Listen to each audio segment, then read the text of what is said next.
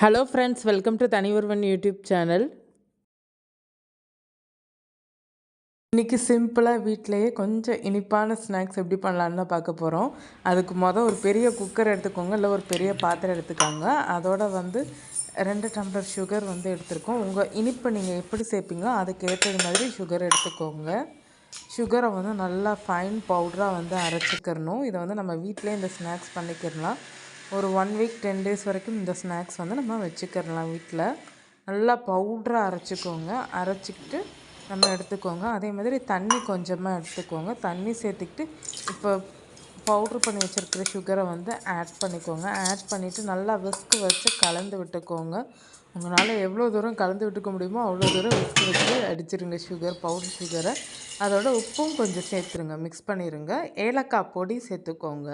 ஏன்னா ஏலக்காய் பொடி இந்த ஸ்நாக்ஸ்க்கு ஒரு ஃப்ளேவர், நல்ல ஒரு ஃப்ளேவர் கொடுக்கும்.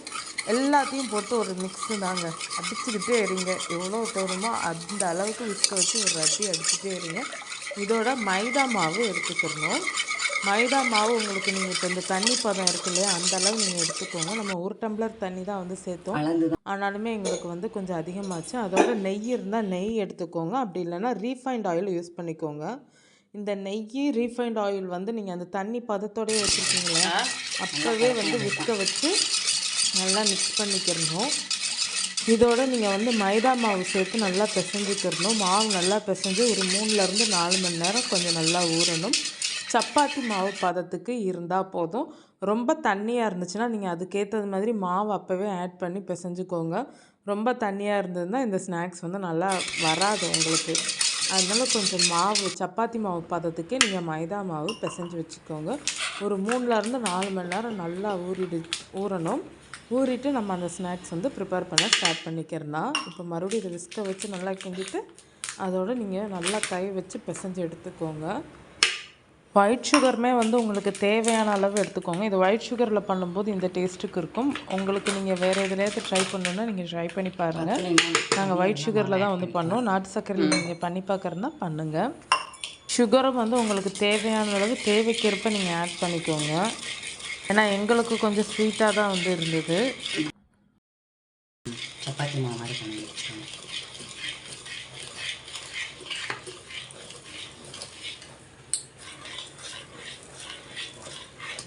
கம்மியாகிடுச்சு நினைக்கிறேன்.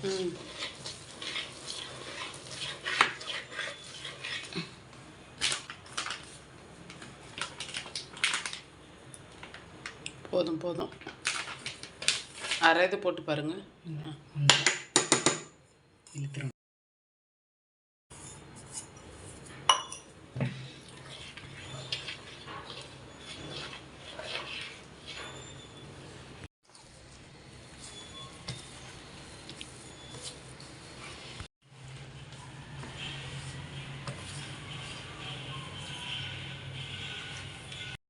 எண்ணெயும் ஒரு லோ ஃப்ளேம், மீடியம் ஃப்ளேமில் வச்சுட்டு லோ ஃப்ளேமுக்கு கொண்டு வந்துடுங்க. ஏன்னா எண்ணெய் ஹை ஃப்ளேமில் இருந்தால் இப்போ நம்ம ப்ரிப்பேர் பண்ணியிருக்கிறது கரிஞ்சு போயிடும், கருகிரும். அழகாக குட்டி குட்டி பீசஸாக கட் பண்ணுங்கள். பெரிய பீசஸாக கட் பண்ண வேணாம். லைட்டாக மெல்லிஸாக சப்பாத்தியோட கொஞ்சம் தடிமனாக எடுத்துகிட்டு குட்டி குட்டி பீஸாக கட் பண்ணுங்கள். ஏன்னா இன்னும் கொஞ்சம் பெரிய பீஸாக நீங்கள் கட் பண்ணிங்கன்னா உங்களுக்கு அது இன்னும் பெருசாக வரும். அதனால உள்ளக்க வேகாது. நீங்கள் இது லோ ஃப்ளேம்லேயே வச்சுட்டு, மீடியம் ஃப்ளேமில் எண்ணெய் ஹீட் ஆனதும் லோ ஃப்ளேம்லேயே வச்சுட்டு வேக வச்சு எடுக்கிற மாதிரி பண்ணணும். இல்லாட்டி உங்களுக்கு பெருசு பெருசாக போட்டால் வேகாத மாதிரி இருக்கும். நீங்கள் லோ ஃப்ளேமில் பண்ணிவிட்டு சின்ன சின்னதாக கட் பண்ணி போடையில் உங்களுக்கு நல்லா வெந்திருக்கும், கிறிஸ்பியாகவும் இருக்கும்.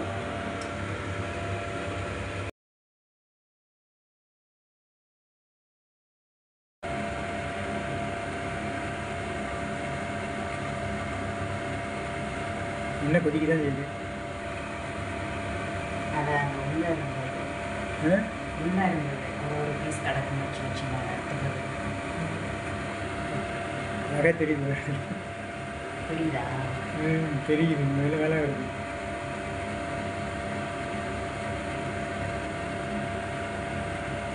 மாஸ்க் வச்ச கறி, மாஸ்க் வச்ச கறி.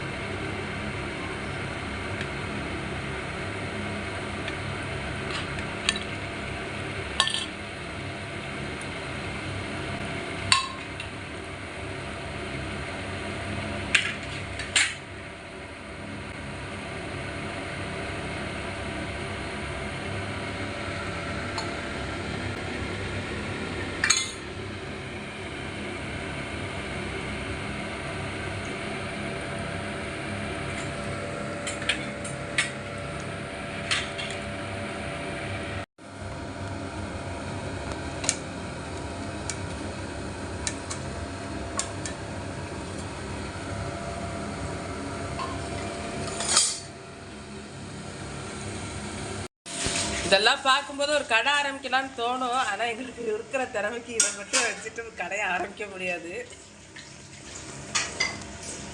ஸ்நாக்ஸ் கடை தோணும் இதெல்லாம் செய்யும்போது.